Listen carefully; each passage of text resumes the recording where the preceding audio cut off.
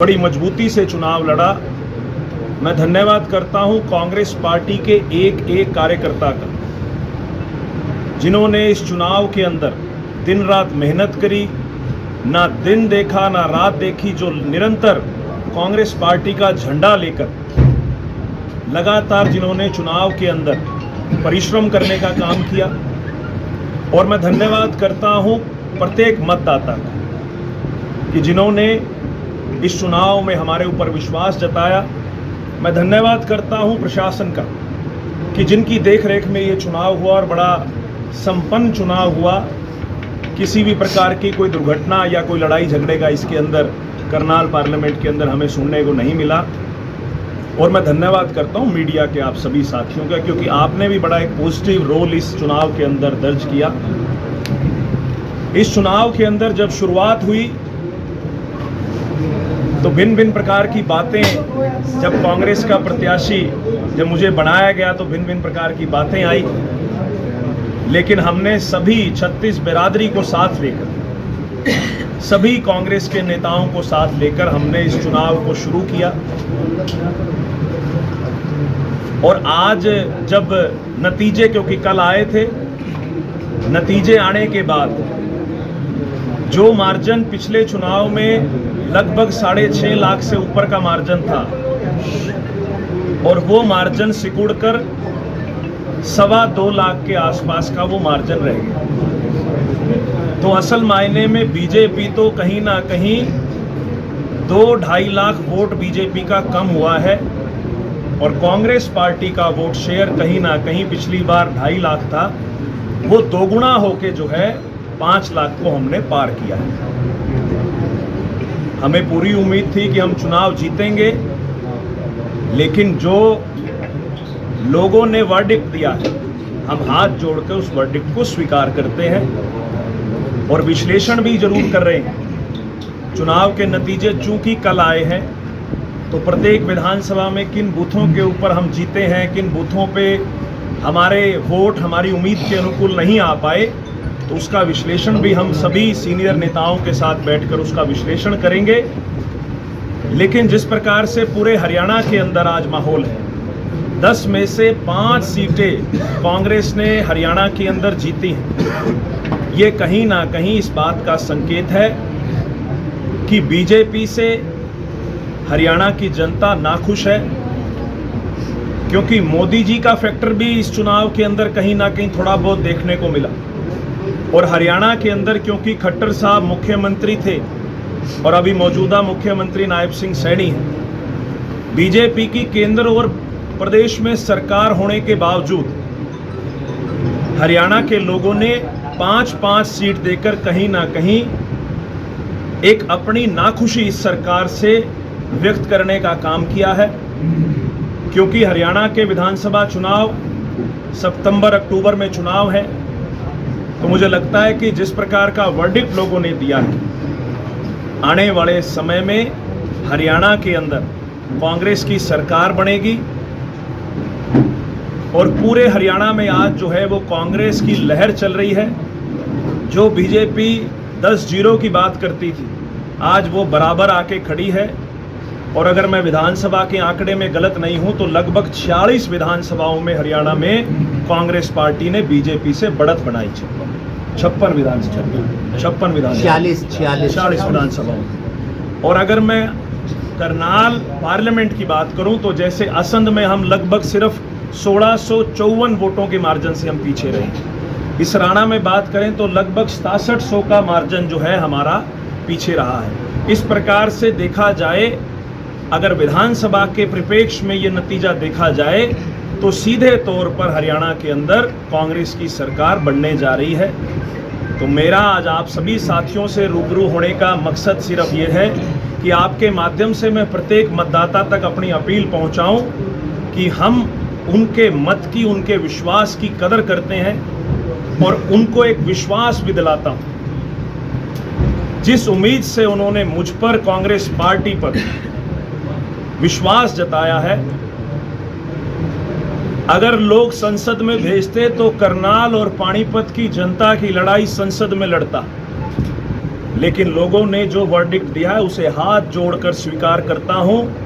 लेकिन अब करनाल और पानीपत की जनता की लड़ाई सड़कों पर लड़ेंगे, संसद नहीं तो सड़क ही सही। सड़कों पर और करनाल और पानीपत की जनता की लड़ाई लड़ेंगे। और मैं एक एक मतदाता को यहां से अपील करता हूं कि रात के 12 बजे भी आपको कोई परेशानी हो तो आपके भाई का नंबर आपका 24 घंटे ऑन है, आपके बेटे का नंबर 24 घंटे ऑन है। किसी भी व्यक्ति को मेरे लायक कोई चीज हो तो मैं 24 घंटे आपकी सेवा में उपलब्ध हूं। और जहां भी ये सरकार आम व्यक्ति के साथ, लोगों के साथ उनके अधिकारों के हनन करने की कोशिश करेगी, आम आदमी के साथ गलत करने की कोशिश करेगी, पूरी मजबूती के साथ लोगों के साथ कंधे से कंधा मिलाकर ये लड़ाई लड़ेंगे। और जिन मतदाताओं ने बीजेपी पर विश्वास जताया उनको भी मेरा अनुरोध है कि आपके लिए भी आपका ये बेटा 24 घंटे उपलब्ध है। खट्टर साहब की जिम्मेवारी यहाँ से बढ़ गई है, लेकिन अगर खट्टर साहब अपनी जिम्मेवारियों को पूरा करने में नाकाम रहे तो मनोहर लाल खट्टर जी को चैन की नींद मैं भी नहीं सोने दूंगा। पहला काम है मनोहर लाल खट्टर जी करनाल और पानीपत की जनता के उम्मीदों पर खरा उतरें। अगर कहीं वो नाकाम रहते हैं तो मनोहर लाल खट्टर जी के सामने सड़कों पर लड़ाई लड़ने के लिए हम तैयार हैं। और जिस रण की शुरुआत हमने करी थी ये रण इसी प्रकार से जारी रहेगा।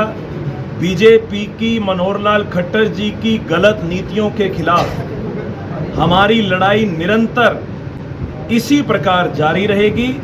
मैं दोबारा से सभी कांग्रेस के कार्यकर्ताओं का, करनाल पानीपत के सभी मतदाताओं का और हमारी लोकसभा क्षेत्र में आने वाले सभी कांग्रेस के सीनियर लीडर्स का मैं अपनी ओर से और कांग्रेस पार्टी की ओर से मैं धन्यवाद करता हूं। करनाल में गुटबाजी का शिकार हुए मानते हैं? नहीं, मैं सभी कांग्रेस के नेताओं का धन्यवाद करता हूं और सबने पूरी कोशिश करी कि हम ये चुनाव जीते। आपने भी एक बात बोली दिव्यांशु जी की 5-5 पे बराबर पे आके कांग्रेस खड़ी हुई है। क्या 10 साल के बाद आप 5-5 पे आए, बराबर पे आके खुश है क्या? केवल देखिए, पिछले चुनाव में हरियाणा में कांग्रेस 0 पे थी और इस चुनाव में कांग्रेस 5 पर आई है। कहीं ना कहीं लोगों का विश्वास कांग्रेस के प्रति बढ़ा है। उम्मीद तो हमें और की भी थी। देखिए, मैं इस चीज पर, मुझे नहीं लगता कि करनाल लोकसभा क्षेत्र के अंदर कोई भी गुटबाजी रही। सभी नेताओं ने पूरा सहयोग इस चुनाव में किया और मुझे लगता है कि सभी के सहयोग से ये नतीजा आज 5 लाख के बाद हमारी वोट आई। तो कई जगह पर बस्ते में नहीं थे आपके? देखिए, ऐसा इक्की दुक्की जगह सुबह 7 बजे मेरे पास भी खबर आई थी जी, लेकिन वो आधे घंटे के अंदर जो है हमने अपने लोगों को कहकर वहाँ बस्ते भी लगवाए और बड़ी मजबूती से चुनाव लड़ा। आप ये बताइए कि कई ऐसे गांव थे जहाँ बीजेपी के बस्ते लोगों ने नहीं लगने दिए। आप उन बातों का भी जिक्र कीजिए। कई गांव ऐसे थे जहां पर लोगों का बीजेपी के प्रति इतना विरोध था कि उन्होंने गांव के अंदर बीजेपी के बस्ते भी नहीं लगने दिए। लेकिन फिर भी मनोहर लाल जीत जाते हैं। ईवीएम का रोया गया, लेकिन आपको क्या लगता है ईवीएम आपकी बात ठीक थी? देखिए, ईवीएम की पहरेदारी को लेकर हमने चुनाव संपन्न होते ही रात को करनाल भी और पानीपत जहां जहां पर हमारे स्ट्रांग रूम बने हुए थे, हमने वहां पर अपने साथियों की, कार्यकर्ताओं की ड्यूटी लगाई थी। और मैं खास तौर पर इस काम के लिए मेरे यूथ कांग्रेस के कार्यकर्ता, क्योंकि पूरे करनाल पार्लियामेंट के और पूरे हरियाणा के कार्यकर्ता भी हमारे यहाँ जुटे हुए थे, उन्होंने बड़ी मुस्तैदी से जो है वहाँ टेंट लगाकर उसके ऊपर निगरानी रखी। सीसीटीवी फुटेज को लेकर हम 24 घंटे अलर्ट थे। लेकिन अंदर अगर कुछ हो मैं उसमें कह नहीं सकता, लेकिन ईवीएम के साथ इस पूरे प्रोसेस के अंदर काउंटिंग तक कोई इस प्रकार की छेड़खानी नहीं हुई और मैं खास तौर पे इस सहयोग के लिए प्रशासन का धन्यवाद। दिव्यांशु जी, लगता है अगर टिकट, चाहे विधानसभा की बात करें, लोकसभा की टिकट अगर पहले मिलती तो हो सकता है मुख्य मनोहर लाल खट्टर को इतनी बढ़त ना मिलती और क्या पता दोनों सीटें करनाल से कांग्रेस जीत जाती। देखिए, मुझे लगता है कि थोड़ा सा समय अगर मुझे मिलता, थोड़ा सा समय मुझे और मिलता तो नतीजे थोड़े बेहतर हो सकते थे। लेकिन फिर भी ये पार्टी का फैसला है। बड़े सीनियर नेता बैठकर कोई भी फैसला लेते हैं। तो जो फैसला पार्टी ने लिया वो शर्माते हैं। क्या लगता है बिहार में कहाँ चुनाव जारी करेंगे? दिव्यांशु जी, आपने कहा था मैं कभी चुनाव हारा नहीं हूँ और मनोहर लाल को जोड़ा लेकर वापस भेज दूंगा। देखिए, मैंने अपनी पूरी कोशिश करी और हमारे सभी कांग्रेस के लीडर्स ने पूरी कोशिश करी, लेकिन लड़ाई आज गलत नीतियों के खिलाफ है। मनोहर लाल जी की गलत नीतियों के खिलाफ लड़ाई थी और मैंने उस लड़ाई को अपनी ओर से पूरी कोशिश करी। 103 बुखार में भी मैंने चुनाव लड़ा। लास्ट के एक हफ्ता मेरे को 103 बुखार था। रात को 3 बजे ड्रिप लगवाता था, सुबह 7 बजे फिर कैंपेनिंग में पहुंचता था। मैंने अपनी ओर से पूरी कोशिश करी, लेकिन जो लोगों ने फैसला दिया वो सर माथे है, उनका फैसला हाथ जोड़ के सर लगातार देखा जा रहा था, सर देखा जा रहा था सभी कार्यकर्ताओं का साथ मिला, सभी कार्यकर्ताओं का साथ मिला, लेकिन वही आप ही के पार्टी के उम्मीदवार त्रिलोचन जी बैठे हैं, उनके द्वारा यह आरोप लगाया गया कि पीठ में छुरा भोंका गया। क्या कांग्रेस पार्टी में आपस में द्वंद्व चल रहा है इस तरह का? देखिए, मुझे लगता है कि इस बात के लिए आप त्रिलोचन जी से अलग से प्रतिक्रिया ले तो बेहतर है, लेकिन मैं ये कहता हूं कि जितना मैंने चुनाव लड़ा, सभी नेताओं ने एक पॉजिटिव रोल अदा करते हुए इस चुनाव के अंदर मेरी मदद की। देखिए, चूक तो अभी विश्लेषण, क्योंकि बूथ वाइज रिजल्ट आएगा, हम उसको ऑब्जर्व करेंगे, उसके बाद एक डिटेल प्रेस वार्ता भी करेंगे कि कहाँ कमियां रहेगी, क्योंकि कल चुनाव के नतीजे आए।